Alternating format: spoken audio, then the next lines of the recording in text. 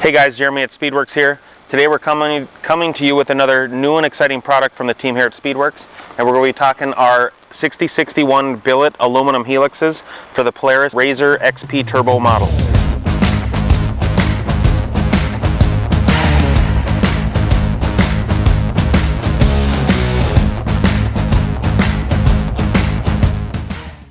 So RZR helixes for the new, I think they call it the P90X clutch.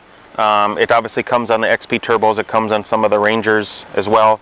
I'm holding one here for the 19 and 20 models because they made a change there from 21 and 22.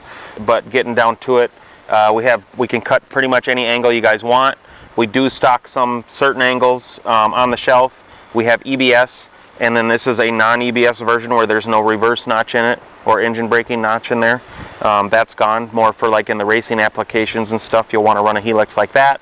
Your everyday play rider, show rider, things like that, you're going to want the EBS version.